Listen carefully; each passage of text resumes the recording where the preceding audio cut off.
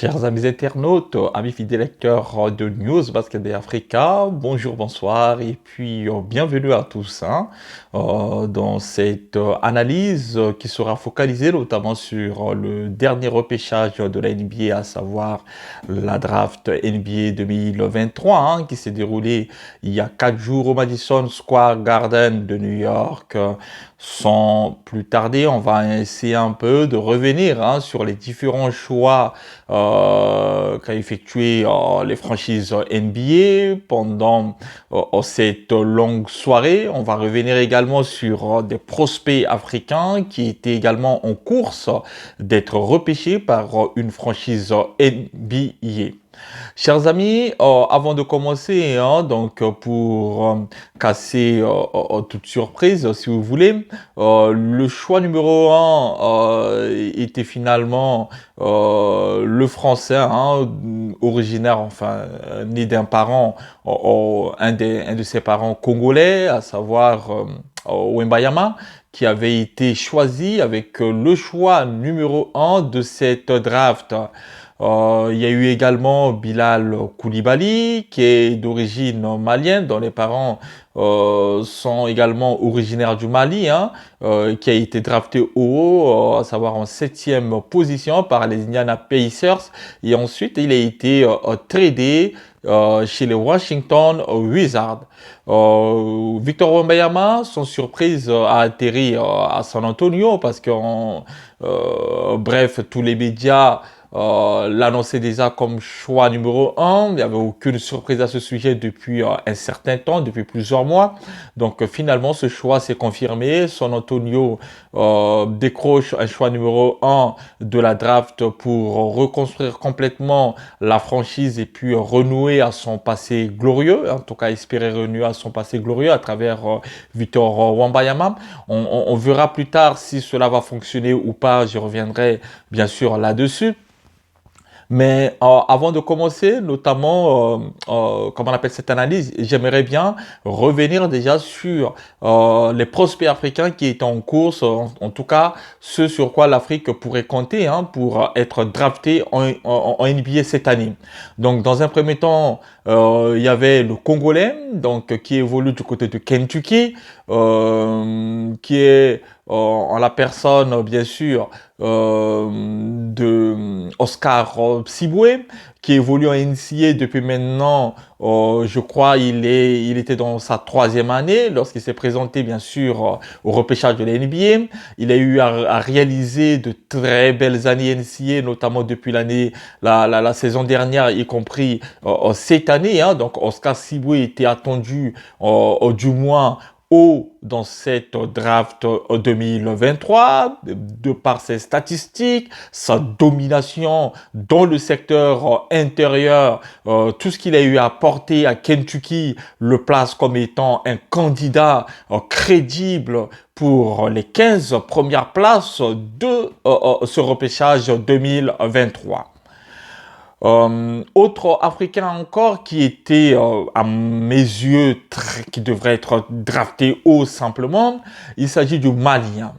Le pivot, l'intérieur malien, qui évolue avec UConn, les Huskies de UConn, avec cette université avec laquelle il a eu à remporter notamment le titre national cette année, à savoir le titre NCAA, après avoir martyrisé la raquette de chacune des équipes qu'il a eu à croiser sur sa route. Adama Sanogo a été au-dessus de toute concurrence possible. Il a eu à dominer de toute sa puissance, de toute sa classe, notamment au point en rebond, contre, passe décisive. En tout cas, il était sur toutes les lignes de statistiques. Ce jeune a marqué tout un observateur parce que il n'était pas attendu, si vous voulez, il apparaît dans aucune mock draft avant ses performances en March Madness, etc. durant la saison, malgré ce qu'il a eu à apporter à UConn, il apparaît dans aucune mock draft. Je vais vous dire simplement les mock drafts, ce que je pense des mock drafts par la fin.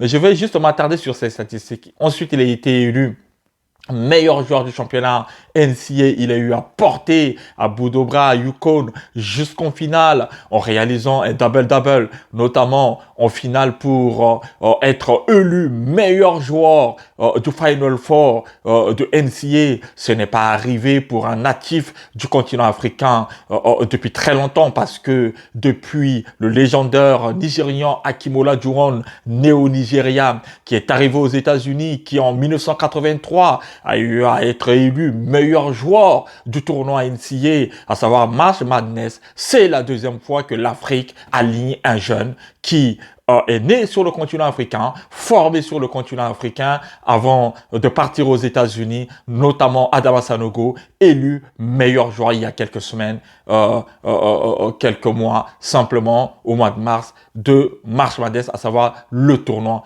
NCAA.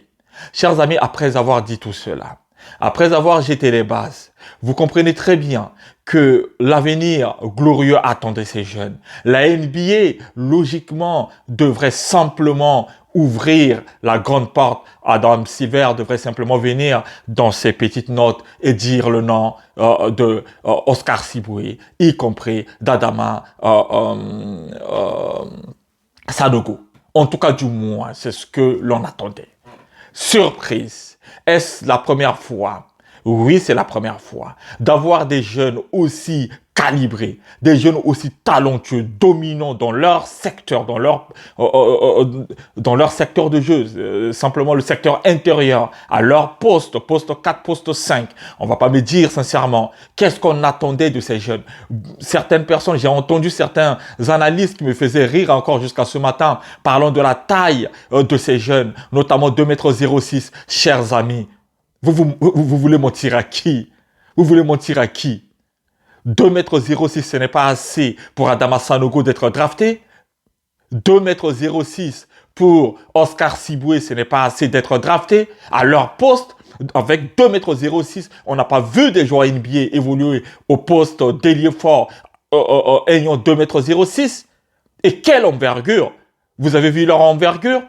Est-ce qu'on en parle? Subitement, une question de taille survient à la draft parce qu'il s'agit de deux joueurs formés en Afrique. La NBA a raté un rendez-vous important de rentrer dans l'histoire. La NBA a sans doute raté un rendez-vous important de rentrer dans l'histoire. Ces deux jeunes méritaient logiquement d'être draftés. Que ce soit au premier tour, au second tour. S'ils étaient pris au second tour, on allait encore comprendre. On allait penser à Nikola Jokic qui a été drafté 41e position puisqu'on sait que le classement de la draft est aléatoire. Ce n'est pas une science exacte. Ce n'est pas ce qui définira la carrière d'un jeune, notamment dans la Ligue nord-américaine en NBA. On allait comprendre. Mais ne pas drafter, c'est incompréhensible, inconcevable. Alors que le projet même de la NBA, c'est d'aider l'Afrique. Notamment, c'est d'offrir des opportunités aux jeunes Africains talentueux. Alors quand on a des jeunes qui ont été formés, qui ont suivi leur école, leur cursus en Afrique, on doit valoriser cela. On doit confirmer le travail qu'a effectué de nombreux entraîneurs qui ont eu à aider ces jeunes sur le continent africain avant de partir aux États-Unis. C'est la confirmation. La NBA a raté, en tout cas pour moi, l'occasion de rentrer dans l'histoire avec Adama Sanogo et Oscar Tshiebwe. C'est une honte à la limite, c'est incompréhensible. La draft est d'aujourd'hui simplement du business. Depuis quelques années, c'est du business. On le sait. Plus tu signes avec une agence de joueurs très influents, mieux tu as des chances d'être drafté. Parce que c'est des connexions. Parce que le responsable d'une agence de joueurs a de contacts, de connexions avec des general managers au sein des franchises NBA. Et tout s'arrange comme ça, tout se monétise comme ça. C'est du business. Ce n'est plus du talent, ce n'est plus de la science exacte. On ne peut plus croire au repêchage de la NBA. Je vous assure, des busts dans le repêchage, on en a connu. La NBA, on a connu. Est-ce que les general managers retiennent les leçons? Est-ce que les franchises NBA retiennent les leçons? On le voit encore là cette année. Il y aura des busts dans cette cuvée de la draft 2023. Il y en aura. En tout cas, dans les loteries piques, il y en aura. Personne n'est à l'abri de rien. De choix numéro 1 jusqu'au choix numéro 14. Personne n'est à l'abri d'être un bust. Et ces jeunes qui vont signer un two-way contrat. Je parle là de d'Adama Sanogo, à qui Chicago a eu à proposer notamment un two-way contrat. Je pense également à Oscar Tshiebwe qui a signé avec les Indiana Pacers. Là encore, two-way contrat. C'est une honte. C'est une honte. Mais c'est aussi une leçon. Très important, c'est un conseil que j'ai eu à donner depuis quelques années à de nombreux jeunes pour leur dire la NCAA n'est pas le seul endroit, n'est pas le seul chemin pour atteindre la NBA. Et à un moment donné, il faut savoir se respecter. Il faut savoir se respecter. Ces jeunes sont tous talentueux. Ils peuvent bien passer par des clubs européens parce que, je le dis encore une fois de plus, quand vous brillez, quand vous arrivez dans un centre de formation européen, que vous arrivez à sortir la tête de l'eau, à briller, ben, c'est la NBA qui vous court après. C'est la NBA qui vous court après. Et moi, sincèrement, en sortie de la draft, quand je vois Adama Sanogo, je vois également Oscar Tshiebwe ne pas être drafté, je me dis qu'il refuse simplement les two-way contrats, qu'il refuse qu'ils viennent en Europe et qu'ils montrent de quoi ils sont capables. Et la NBA viendra les chercher. Et quand la NBA viendra les chercher, les négociations seront différentes. Les négociations seront différentes. Pour moi, j'ai considéré ça comme un manque de respect total. Aux États-Unis, on aime les winners. C'est-à-dire que ceux qui gagnent. On aime ceux qui gagnent, ceux qui réussissent. Adama Sanogo n'est pas un winner. Adama Sanogo ne mérite-t-il pas d'être drafté? C'est la première fois dans l'histoire, personne n'en parle, qu'un joueur qui est élu meilleur joueur du tournoi NCAA n'a pas été drafté. Donnez-moi un nom d'un Américain qui a été meilleur joueur du tournoi NCAA. March Madness qui n'a pas été drafté. Donnez-moi un nom d'un des meilleurs joueurs sur le plan national pendant l'année qui n'a pas été drafté, comme Oscar Tshiebwe. Donnez-moi un nom. C'est une honte pour le basketball. Personne n'en parle parce qu'aujourd'hui, les médias se focalisent sur d'autres prospects qui ont signé avec des agences dont on a fait la publicité en longueur de la journée. Rien ne garantit que ces prospects dont on a fait la publicité en longueur de la journée, dans les médias, tout ce que vous voulez, vont réussir en NBA. Rien ne garantit cela. Rien ne garantit cela. Ce qu'a fait Adama Sanogo pendant la saison NCAA, excusez-moi du peu, c'est un candidat aux 3 premiers choix de la draft. C'est un candidat, pour moi, logique aux 3 premiers choix de la draft. Mais vu qu'il n'a pas, son nom n'a pas apparu, bon, là encore, quand ton nom apparaît dans une mock draft ou pas, là encore, c'est du business. On le sait, c'est pas une science exacte. Il y a des agences qui payent pour que le nom de leur prospect soit placé haut dans des mock drafts. Ce n'est pas un secret. En tout cas, du moins, s'il y a des personnes qui sont sur ma plateforme qui ne sont pas au courant, ben je leur apprends ça. Il y a des agences de joueurs qui payent des places dans les mock drafts. Ce n'est pas un secret auprès même de certains gros médias mainstream américains. Ce n'est pas un secret. Donc, le fait, déjà, on sait, Adama Sanogo réalise une saison, il ne s'y préparait pas à ça, mais au moins, corriger, rectifier le tir. Rectifier le tir. Ils ne l'ont pas fait. La NBA, toute la NBA est passée à côté. Toute la NBA est passée à côté. L'Afrique va envoyer encore d'autres jeunes à la draft, formés d'abord en Afrique. Quel serait leur sort? Seront-ils également snobés? C'est pas la première fois que la NBA snobe des joueurs capables d'apporter à des équipes, réellement. Réellement. C'est un bon rebondeur. C'est un bon défenseur. Au sol, dans la peinture. Vous attendez quoi? Sanogo, c'est un joueur qui est prêt à jouer, qui peut aller au charbon. Il y a eu des joueurs draftés qui évoluent sur les postes 4-5 qui ont été draftés, notamment haut. Bien sûr, d'autres ne font pas partie de la NCAA, on le voit. Est-ce que la NBA a-t-il des choses à régler avec la NCAA? Je ne comprends pas. Je ne comprends pas. Quand vous avez été élu, vous savez, l'année où Hakeem Olajuwon en 1983, l'année de ma naissance, où il a été élu meilleur joueur du tournoi NCAA, Hakeem Olajuwon a été l'année suivante, en 1984, numéro 1 de la draft. Chers amis, numéro 1 de la draft. The Dream. Donc, vous pensez que l'Afrique ne peut pas allier un second The Dream? Là, on a Adama Sanogo. Ce jeune, certes, il a été sous-médiatisé. Certes, il n'a pas eu d'attention particulière, ce n'est pas lié à son talent. On le sait, il faut payer.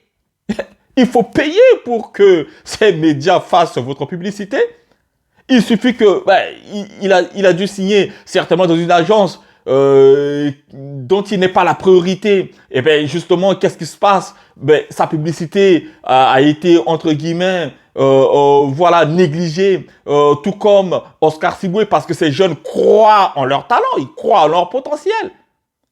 Si les general managers, les front office des équipes NBA attendent de voir un jeune dont on fait la publicité pour aller choisir, mais c'est que eux-mêmes ne savent pas faire leur boulot.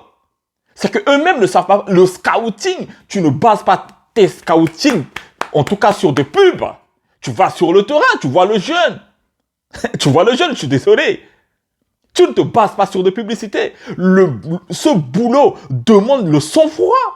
Il faut avoir le sang-froid, les connaissances réelles et ne suivre pas les médias. Parce que les médias ont accompagné déjà beaucoup de franchises dans les erreurs. Les médias ont soutenu à ce que des franchises sélectionnent des busts que nous connaissons tous. Les busts, c'est quoi si vous voulez? C'est des joueurs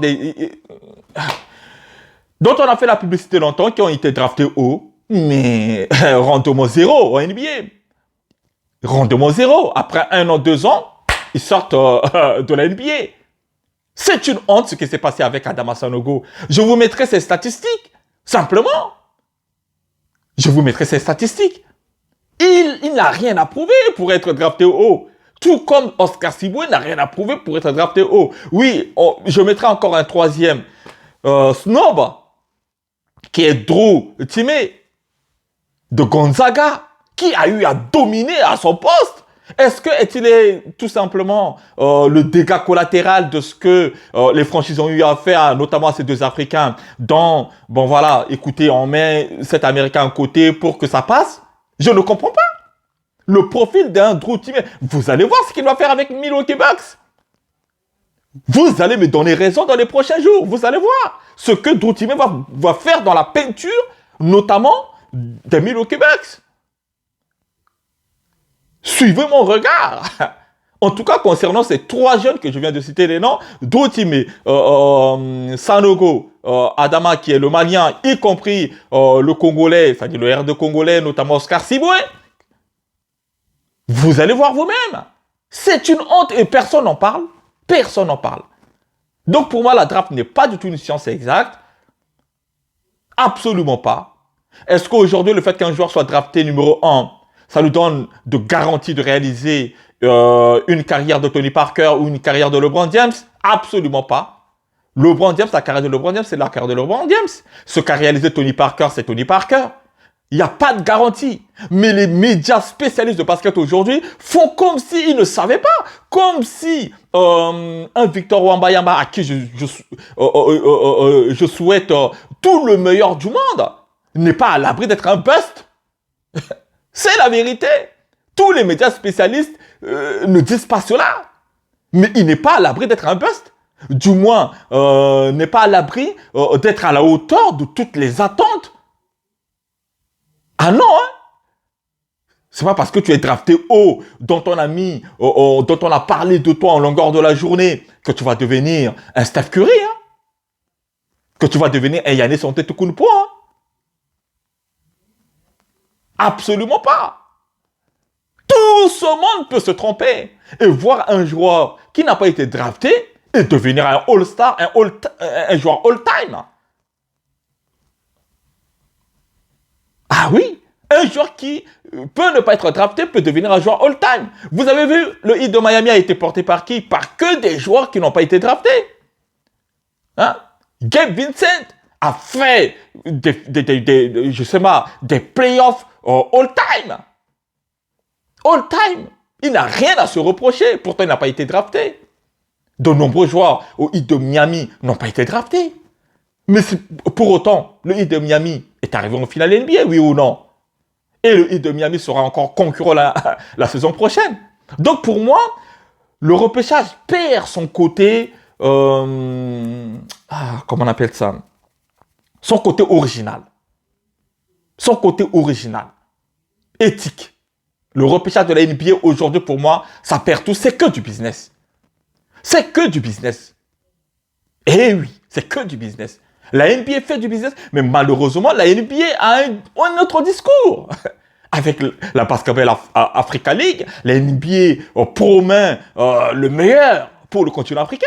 Mais quand des jeunes sont formés sur le continent africain, arrivent en université, soit un cursus légal, intègrent le lycée, arrivent notamment en NCA et réalisent un parcours honorable de 3 années et ne sont pas draftés, mais j'ai envie de dire, c'est quelle insulte au basket africain. C'est quelle insulte à la formation africaine. C'est quelle insulte. La NBA ne croit plus, comme par hasard, claquement de doigts, la NBA ne croit plus en NCA. NCA, premier poumon, ça reste la NCA. Devant l'Europe, devant ce que vous voulez, la NCA, c'est le premier. Tout d'un coup, comme ça, cette année, comme par hasard, là où les 2 des 3 meilleurs joueurs NCA de l'année sont africains, nés sur le continent africain, la NBA rate l'occasion de créer une nouvelle page de l'histoire. La NBA rate l'occasion. On nous vend des jeunes par-ci, par-là, comme étant des choix, des loteries piques. Excusez-moi du peu, on verra. Il y aura des busts et on en parlera. Je vous le promets, il y en aura des busts dans les loteries piques. Dans les 5 premiers, il y en aura des busts. Et on va me dire plus tard, si Adama Sanogo, si Oscar Siboué, si également Dro Tim ne méritait pas d'être drafté. C'est une honte, chers amis. C'est une honte. Les mock draft, je ne crois pas aux mock draft. C'est bouillon, je ne crois pas à ça. Parce qu'il suffit de payer, vous avez le nom de votre prospect dans une mock draft. Simplement. Je ne dis pas que tous ceux qui font partie de mock draft, les agences payent. Non, je ne dis pas ça. Mais beaucoup le font. Beaucoup de prospects classés haut. C'est payé, hein? Je vous le dis. C'est payé. Regardez les différents drafts, différents repêchages. Depuis 2003, depuis LeBron James. Rien que ça. Depuis 2003, les amis. Vous allez voir, il y a des busts qui sont là. Nikola Mirotic. Nico Mirotic ou Darko Mirotic. Ça vous parle ça, Darko Mirotic? Drafté derrière LeBron James en choix numéro 2, il est où? Il est où en ce moment? Il vend du vin. Hein? Bon, il est devenu multimillionnaire. Il a beaucoup d'argent maintenant. Mais il vend du vin. Darko Mirotic, renseignez-vous, il vend du vin en ce moment. D'accord? Il a beaucoup d'argent. En tout cas, il est meilleur en tant que businessman qu'en tant que basketteur. Mais attendez, tous les médias se sont trompés, tout le monde s'est trompé, les observateurs, les analystes, tout le monde s'est trompé. Il a été drafté choix numéro 2 derrière LeBron James. Devant Chris Bosh. Devant Carmelo Anthony. Tous sont des quoi? Des Hall of Fame. Devant Dwayne Wade. Renseignez-vous, hein. Des busts, il y en a eu beaucoup. À Cleveland a bien drafté un bust. Il n'est plus dans la ligue. Comme choix numéro 1, Anthony Bennett. Il est où, Anthony Bennett? Il est où? Lui-même, quand on a cité son nom, il levait, il dansait, mais c'est normal. Il savait qu'il est millionnaire. C'est fini, mais c'est un bust. Greg Oden n'est pas un bust. Combien sont des busts dans l'histoire? Combien sont des busts dans l'histoire? Même l'histoire la plus récente, rien que la draft de l'année dernière, il y a des busts. Celle d'avant, il y a des busts. Il y en a des busts partout. Des ratés partout. La NBA ne va pas cesser de nous emmener sur ce terrain. Pour moi, la draft doit retrouver cet temps glorieux. Il faut quand même un peu de certitude là, les amis. Oui, business, je comprends. Mais un peu de certitude, un peu de sérieux, un peu de professionnalisme. Un peu de professionnalisme. Faisons passer le basketball avant. Le talent pur avant. Le talent pur avant. L'autre, comment il s'appelle encore? Qui jouait à Philly, Ben Simmons. Ben Simmons Il sait pas faire de lancer franc. Vous avez vu un basketteur qui a aussi des difficultés comme ça, comme Ben Simmons? Ben Simmons, il dépasse qui en Europe? Ben Simmons, il dépasse qui en Euroleague? Vous avez des joueurs comme Vassilis Spanoulis. Vous avez des joueurs à l'époque comme, comment il s'appelle encore? Dimitri Diamantidis. Pour ne citer que ceux-là, il dépasse qui? Il dépasse qui, Ben Simmons? Est-ce qu'il dépasse ceux-là? Ils n'ont pas joué en NBA, hein? Est-ce que Ben Simmons dépasse l'Espagnol Sergio Llull? Il dépasse Sergio Llull? Mais Ben Simmons, drafté haut et au final avec beaucoup d'argent. Il est en train de dormir au Brooklyn Nets. Ben Simmons. Il a été drafté haut, hein. Je crois, il est même numéro 1, non, de la draft. À moins que j'ai oublié. Vous voyez, c'est un bust. Ben Simmons, c'est un bust.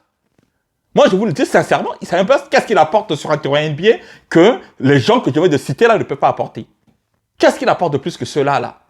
Donc, chers amis, je conseille beaucoup plus à des jeunes. Je pense qu'on ne va pas être cantonné dans des tout contrats en sortie de draft. Quand vous n'avez pas été sélectionné, écoutez, ouvrez vos oreilles vers l'Europe.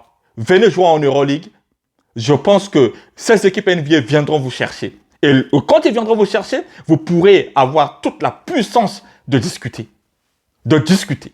Ah oui, pas moins de 25 millions, vous ne signez pas. J'ai vu des équipes NBA défiler pour signer Sergio Llull. Il a refusé. J'ai vu des équipes NBA se déplacer pour signer Dimitri Diamantidis, signer Vassilis Spanoulis. Ils ont dit qu'ils sont bien à la maison. Ils ne signent pas. Les Carlos Navarro, la Bamba, vous pensez que des joueurs comme ça, qui sont arrivés en NBA, qui ont vu, qui ont dit non, ils ne restent pas. Ils partent, vous pensez que Nikola Jokic, il était où? Il était en Serbie. Il était en Serbie dans un club quoi? Il était dans la Ligue Adriatique. Nikola Jokic, qu'est-ce qu'il fait en NBA? Ce que Nikola Jokic fait en NBA, il n'est pas capable de répéter ça en Europe. Il n'est pas capable de répéter ça en Europe, je vous le dis. Nikola Jokic est meilleur en NBA que lorsqu'il est... Vous mettez Nikola Jokic en Euroleague, il ne sera pas capable de faire la même chose qu'il le fait en NBA en Euroleague. Ah oui, certains vont me dire, ah, mais tu veux dire que le niveau de l'Euroleague est plus élevé que... Non, c'est du basketball. Hein. L'Euroleague, c'est du basketball. La NBA, c'est du showtime. Il faut du spectacle pour toucher l'argent, la défense voilà, est un peu paresseuse. Mais l'Euroleague, c'est la défense, c'est le basket pur, dur. Celui qui connaît le basket, il sait que le basket, c'est l'Euroleague. Hein. Je ne vous cache absolument pas, le basket, c'est l'Euroleague. Beaucoup de coachs NBA viennent faire des cliniques avec des coachs en Europe, notamment Zeljko Obradovic, le coach de Denver Nuggets. Michael Malone, dont on fait les machins par-ci par-là, il suit les cliniques tous les ans avec Zeljko Obradovic. Pour votre information, moi je le sais depuis des années. Il vient chercher des connaissances auprès d'Obradovic. Il vient chercher des connaissances. Le coach, celui qui est considéré comme étant le meilleur coach NBA peut-être de l'histoire, Greg Popovich, c'est quoi? Il a des origines quoi? C'est un Européen. Greg Popovich, c'est un Européen. Donc, chers amis, bref, je ne vais pas rentrer dans ce genre de débat. Mais il fallait que je puisse vous apporter en tout cas ma vision notamment sur le repêchage qui s'est déroulé concernant les talents africains, concernant l'Afrique du basketball. Oui, quelques Africains ont été draftés, je pense là à Sidi Sissoko qui est passé notamment par la seconde chambre de la NBA, à savoir D-League, l'équipe de D-League Elite. Donc lui, oui, ce jeune-là, a été drafté, même s'il a été drafté, je crois, en 44e position. Bref, il a quand même été sélectionné au second tour. D'autres joueurs ont été également draftés. Je pense au Sénégalais Toumani Kamara, bref, avec Bilal Koulibaly, le Malien, et puis voilà. Donc, je leur souhaite tout le meilleur, même si la draft, je dis bien, a perdu pour moi son côté original et ce n'est pas une science exacte il faut le garder à l'esprit. Ça ne garantit pas à un prospect d'être drafté haut,